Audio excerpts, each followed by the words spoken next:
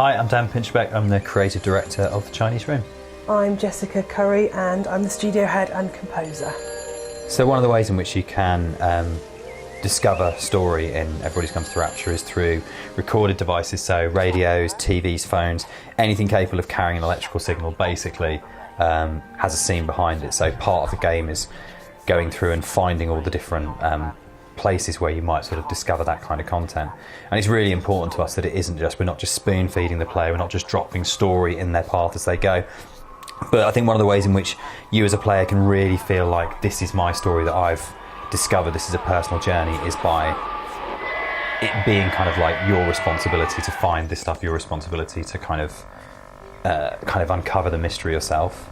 The kind of story that you find on these devices is very particular to the writing as well. So it's a really interesting case where the way in which you navigate and the things that draw you and the things that kind of like the choices you make in terms of how you explore and what you discover will affect your understanding of the narrative. So you'll get a different take on the events if you choose to find, say, all the radio broadcasts and if you ignore them. And I think that's a really interesting, important thing which games can do.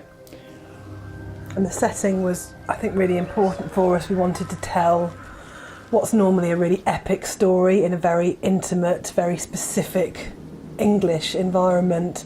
It's set in 1984, and as we go round you'll see that we really are strongly evoking that period. I think it enables you to actually feel the intimacy of the story more, because normally you're in these really amazing epic settings, but this is really intimate, it's really quiet, it's a traditional village that a lot of people can relate to.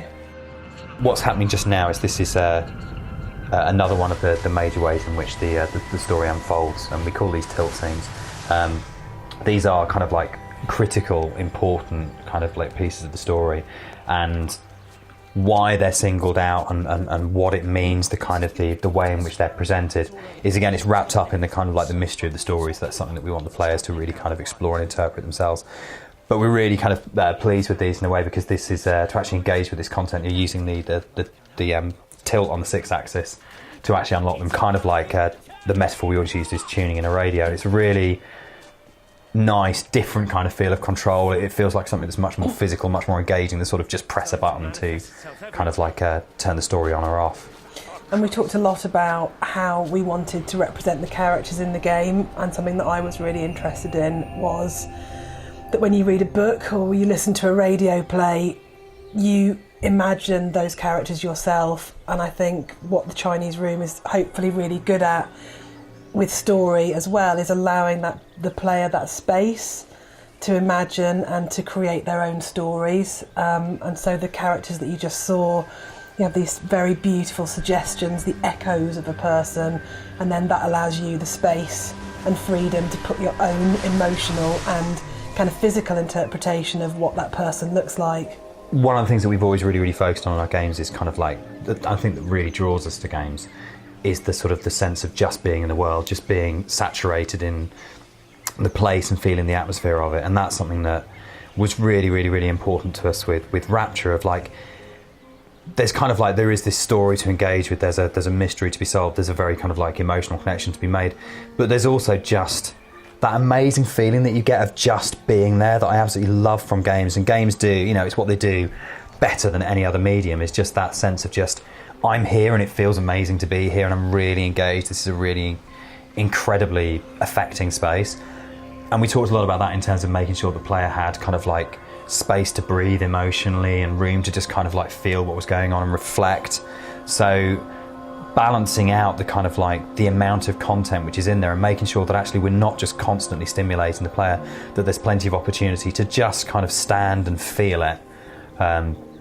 Was a really important part of the design, and that's got a really big challenge. I mean, we're a team of 15 people, there's not a lot of us, and it's really quite big, and part of the reason why it had to be so big, and we built the world and then we actually ended up making the world about 50% bigger once the content had gone in, because we realised the content was just going kind of bang, bang, bang, bang, one scene after the next, and there was never an opportunity to just go, I'm just going to walk along a road, I'm just going to cross a field, I'm just going to stand behind this tree and just soak up what's been going on around me. So we kind of made our lives quite a lot more difficult really in the end, didn't we, by having to grow it?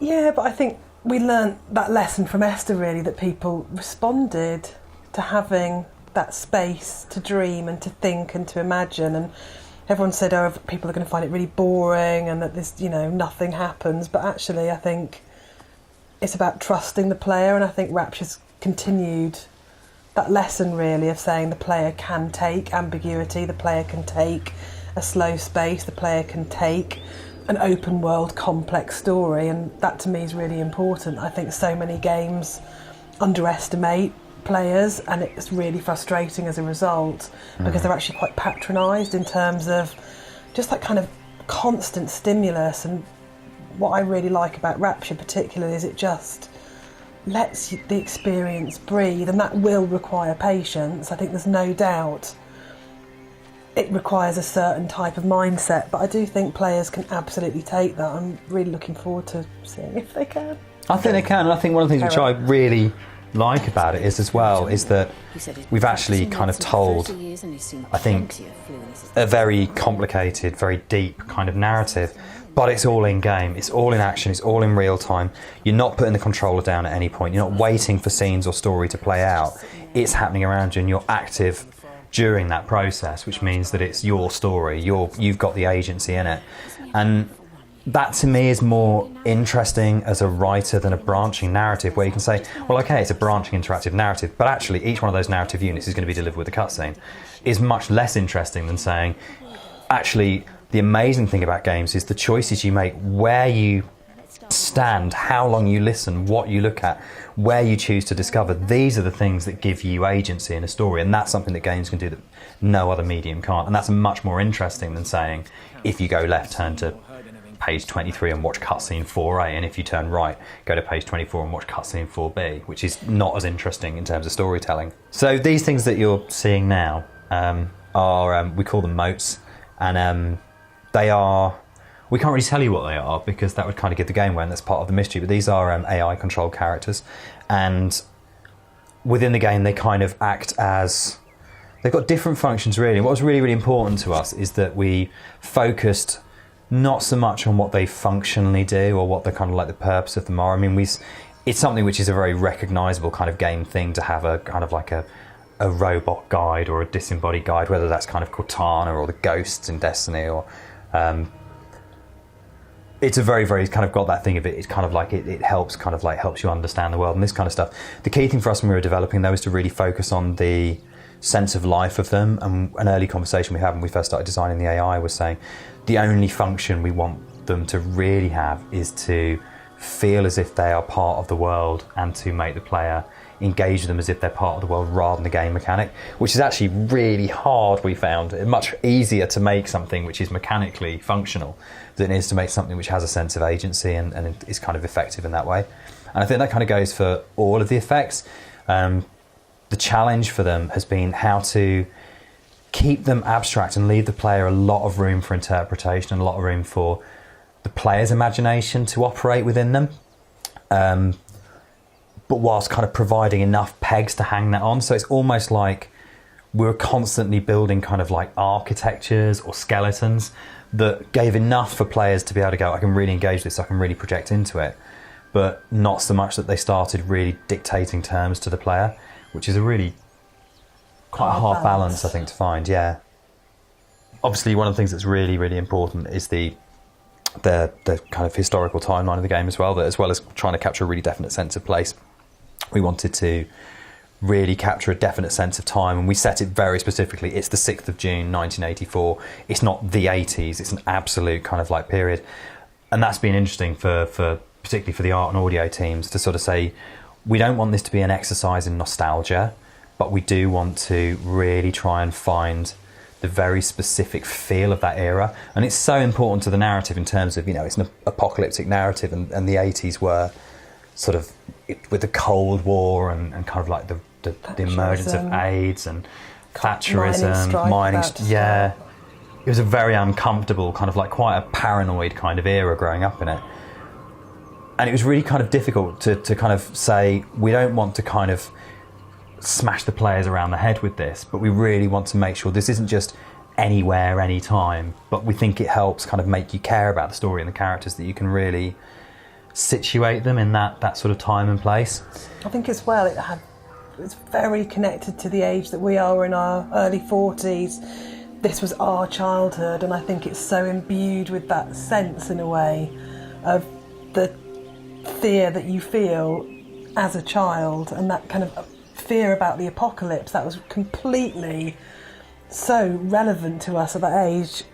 Watching threads at school, being given literature at school about the apocalypse. When the Wind Blows. Yeah, When the Wind Blows, Raymond Briggs. It was very, very live as an issue for us. I suppose it's quite a personal exploration as well, really. Yeah, I think so. And I think that shows in the game, and I think that, you know, kind of radiates from us down to the team, even the team that weren't even born when the game is set, which is really frightening.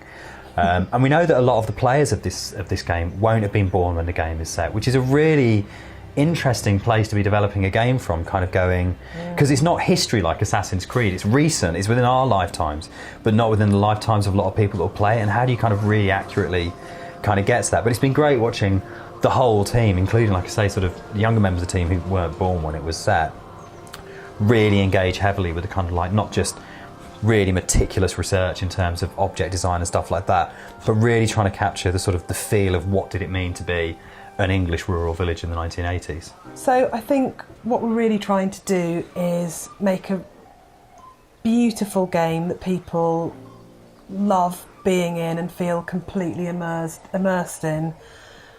It's difficult to know how people are going to respond to this game, but it's been made with a lot of love and a lot of passion, and I just think it does something really, really different, actually.